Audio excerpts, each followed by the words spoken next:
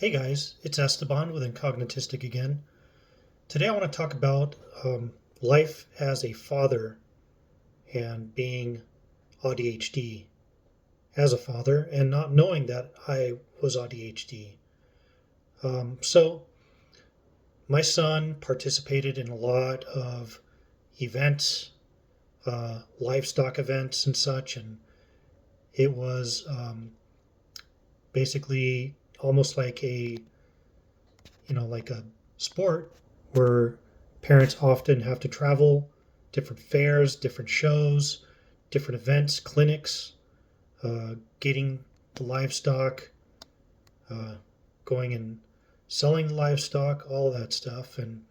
Um, and I went with because I wanted to be a part of my son's life and I wanted to be there for him and support him visually.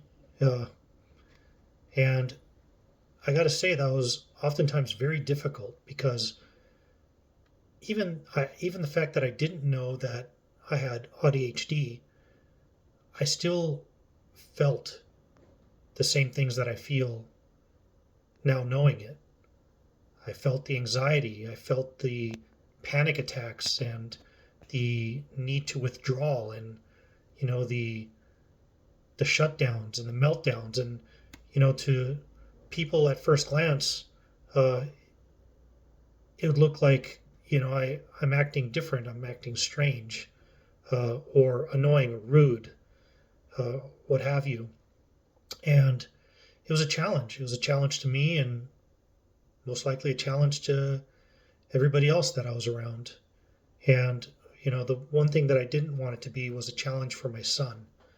So I did my best to do what I could to support him, put things together for him, help him with paperwork, and help him with training, uh, learning how to you work the animals, and obviously my wife did as well. And one of the things that I did during the shows unknowingly was uh, be the cameraman as a way of coping. And it's funny because when my dad growing up, I feel like he had autism also, not ADHD, but autism, just based on retrospect. He was a photographer, and whenever we had a family event, you would hardly ever see him talking to people unless it was his close family. You would see him mainly taking photographs and videos when he got his video camera.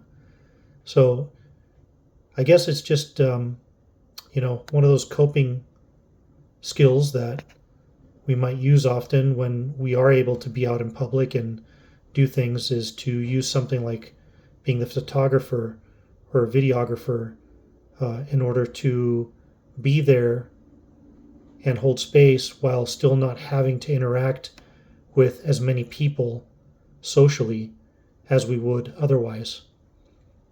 You know, another one of those things that I would do was to find a place, just like at the conventions that I was at before in a previous video. I'd find a place that was kind of out of the way. Nobody would be there, or at least not many people. It wasn't an important location, and hopefully it would have something to sit on. And that would be my go-to place to just relax and debrief. Sometimes you couldn't help being in loud noises, especially with livestock shows and fairs. But at the same time, you know, it was worth the effort for my son. And I got to really see some cool things. I got to see him do some amazing stuff. And that's how I felt about it. My dad, I feel like his social anxiety was higher than mine because he was unable to go to many of the events that I participated in. Mind you, I didn't really participate in too many. because of my social anxiety and my interests, which were not in sports or livestock. They were mainly in technology and anthropology, studying people, studying tech, being immersed in that.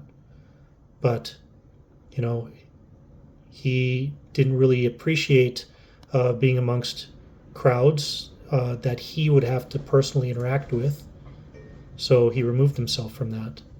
And I'm grateful that I was able to do more for my son than he did for me as far as participating. And really, I don't blame him after retrospectively knowing the issues that come with being autistic when it comes to social anxiety, especially somebody like my dad who was also an immigrant here, and he learned English much later than I did. So he still had a very thick accent, which he was also embarrassed about. It also deterred him from participating in a lot of events. So I'm grateful for what I have and for what I was able to give to my son and for what I learned from my dad from uh, his tools of coping that I was able to use. Anyhow, thought I'd share that and hope you guys are all well. Take care.